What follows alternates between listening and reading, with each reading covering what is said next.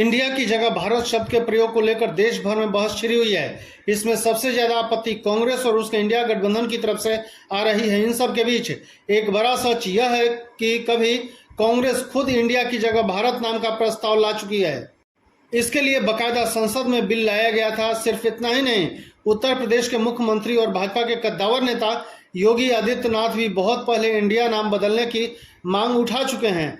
उन्होंने इंडिया की जगह हिंदुस्तान रखने की बात कही थी। उन्होंने यह मांग 2014 में गोरखपुर का सांसद रहते हुए की थी। आपको बताते चले कि राष्ट्रपति द्रौपदी मुर्मू की ओर से प्रेषित G20 रात्रि भोज के निमंत्रण पत्र में उन्हें प्रेसिडेंट ऑफ भारत संबोधित करने के बाद से इसको लेकर बहस तेज है। वैसे इंडिया की जगह भारत शब्द के इस्तेमाल की मांग कांग्रेस ने साल 2012 में ही उठाई थी।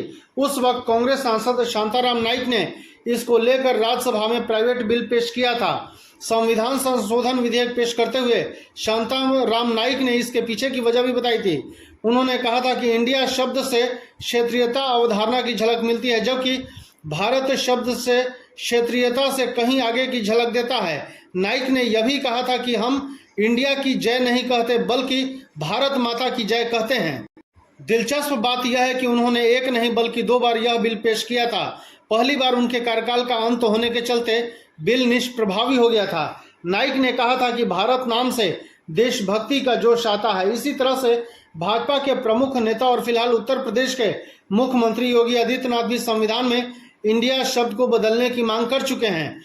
हालांकि उन्होंने इसकी जगह भारत नहीं बल्कि हिंदुस्तान शब्द लाने की बात कही थी। साल 2014 में गोरखपुर का सांसद रहते हुए उन्होंने यह निजी बिल पेश किया था। इस विधेयक में उन्होंने मांग की थी संविधान में जहां जहां इंडिया शब्द है उसकी जगह हिंदुस्तान शब्द करने की बात कही थी। इसके पीछे की वजह बताते हुए योगी आदित्यनाथ ने कहा था कि भारत और हिंदुस्तान हमारे देश के पारंपरिक नाम है। ब्रिटिश काल से पहले से भी यह नाम चलन में थे, लेकिन अंग्रेजों ने इसे इंडिया कर दिया। मुख्यमंत्री योगी आदित्यनाथ ने कहा था कि अंग्रेजी नाम की लोकप्रियता के चलते हमारे देश का पारंपरिक नाम हिंदुस्तान छूट गया। उन्होंने कहा था कि इंडिया दैट इज भारत की जगह दैट इज हिंदुस्तान किया जाना चाहिए।